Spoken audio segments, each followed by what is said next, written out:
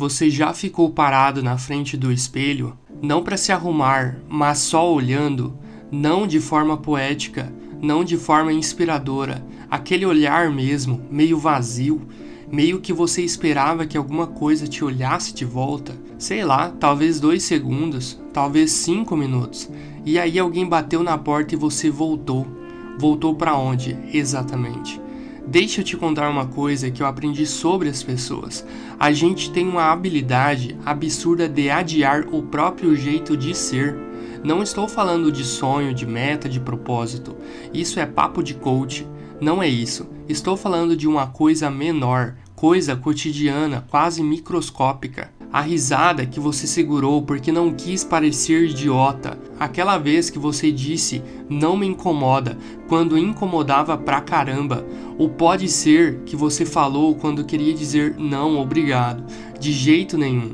A música que você desligou porque alguém entrou no carro e você não queria explicar por que ouvia aquilo. São segundos, mas são muitos segundos, acumulados por ano. Existe uma teoria estranha e verdadeira de que a maioria das pessoas passa a vida inteira em estado de rascunho, como se fosse uma peça de teatro que você está sempre ensaiando, mas nunca apresentando.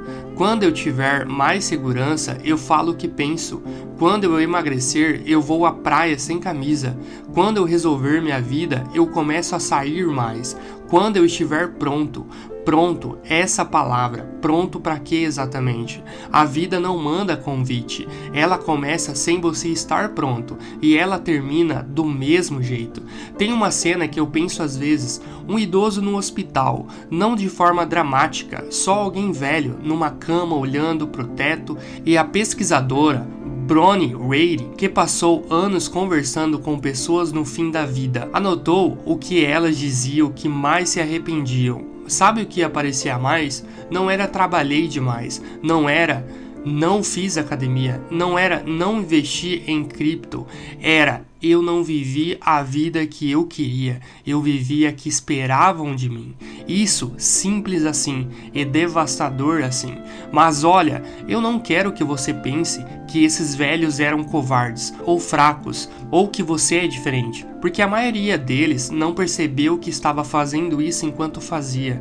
Esse é o ponto, a vida não te avisa quando você está ensaiando demais, ela não manda uma notificação, atenção, você está adiando a si mesmo há 14 anos, ela deixa, ela espera, ela fecha a cortina. Chaplin dizia uma vez, e ele sabia do que estava falando, porque a vida dele foi uma sequência de perdas absurdas embaladas em comédia, ele disse. A vida é uma peça de teatro que não permite ensaios, e aí ele acrescenta, por isso, cante, chore, dance, ria e viva intensamente antes que a cortina se feche.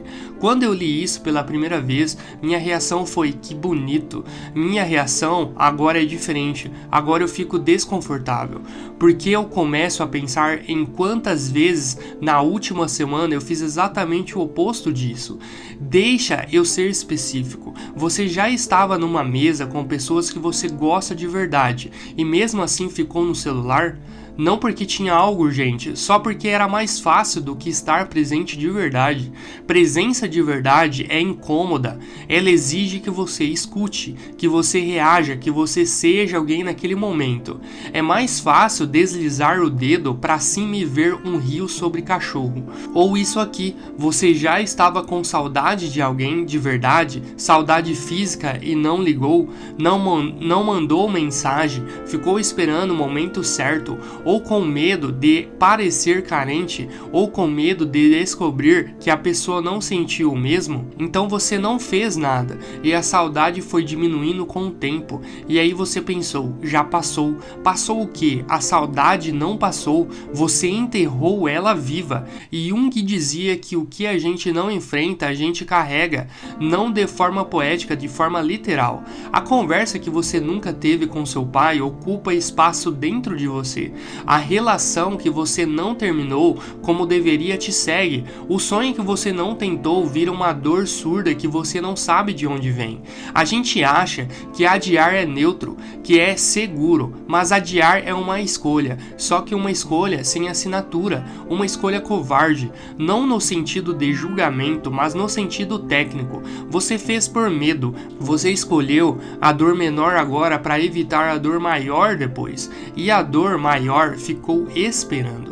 Tem uma coisa que eu acho fascinante e perturbadora ao mesmo tempo. A gente chora no cinema, de verdade, com gosto, às vezes por personagens que nem existiu, mas quando a vida real oferece um momento de emoção verdadeira, um abraço longo, uma música que toca fundo, uma conversa honesta com alguém, a gente se fecha, porque no cinema é seguro, a emoção tem hora para começar e hora para terminar. Você não precisa ser vulnerável com ninguém, você chora, enxuga e vai embora. A vida real não tem esse controle e a gente tem medo disso. Freud teria chamado isso de mecanismo de defesa, mas eu prefiro uma imagem mais simples. É como se você tivesse um instrumento musical, viola, piano, o que for, e soubesse tocar, soubesse de verdade, mas ficasse com medo de tocar na frente dos outros porque esse errasse.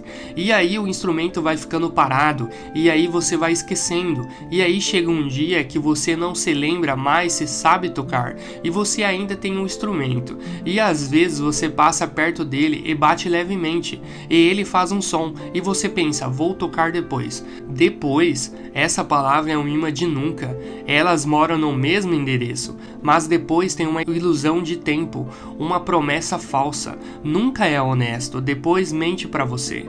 Eu não sei a sua história, mas sei uma coisa sobre comportamento humano que é quase universal. A gente se prepara para viver mais do que vive. A gente estuda para a carreira dos sonhos mais do que trabalha nela. A gente pensa no relacionamento ideal mais do que se arrisca num real. A gente planeja a viagem por anos, pesquisa hotel, pesquisa restaurante, salva post no Instagram, mas não compra a passagem. E enquanto isso, a vida vai passando ao lado, não em câmera lenta, em velocidade normal, que é rápida demais. Você sabe quantos dias um ser humano tem em média? Uns 27 mil. Parece muito até você descobrir que você já usou talvez um terço, ou metade, ou mais. Não estou falando isso para te assustar, estou falando porque às vezes a gente precisa do número concreto para sair da abstração. 27 mil dias, cada um deles passa uma vez, nenhum volta. E aí eu penso no Chaplin de novo, não no Chaplin motivacional da citação, no Chaplin real, um homem que perdeu a mãe para a loucura, que foi pobre de um jeito que hoje a gente nem imagina, que foi perseguido politicamente, que errou muito em relacionamentos, que viveu mais a ironia do que a leveza, e mesmo assim, ou talvez por isso, ele entendia que a única resposta honesta à vida é participar dela, não da forma perfeita, da forma real, chorar quando dói, rir quando é engraçado, dançar mesmo sem saber dançar, cantar mesmo sem ter voz. Existe uma cena que eu imagino às vezes, uma pessoa na festa, não dançando, encostada na parede, com o celular na mão, esperando alguém chamar, esperando o momento certo, esperando se sentir seguro o suficiente, e a música tocando, e as pessoas dançando, e ela ali ensaiando sem apresentar. Essa pessoa pode ter 18 anos, pode ter 45, pode ser você, pode ser eu. Viktor Frankl sobreviveu a campo de concentração e escreveu uma coisa que eu nunca consigo tirar da cabeça, que o ser humano pode suportar qualquer como se tiver um porquê, mas eu fico pensando no contrário. Quantas pessoas têm o como? Tem saúde, tem tempo, tem recurso, mas não encontraram o porquê. E aí a vida fica sendo um conjunto de obrigações cumpridas, de rituais vazios, de dias que passam sem que você consiga lembrar o que aconteceu neles. Não vou te dar solução, não existe solução rápida para isso. Desconfie de quem oferece, mas vou te deixar com uma pergunta, não como exercício, não como dever de casa, só como coisa para ficar. Se hoje fosse o último ensaio, se amanhã cortina descesse de vez, o que você diria que nunca disse? O que você tentaria que nunca tentou? Quem você ligaria agora, às 10 horas, numa terça-feira sem motivo especial? Chaplin estava certo, a peça não permite ensaio, e você está em cena agora, nesse momento, enquanto ouve isso. A questão não é se você vai apresentar, a questão é se você vai perceber que já está apresentando e decidir finalmente o que quer fazer com esse palco.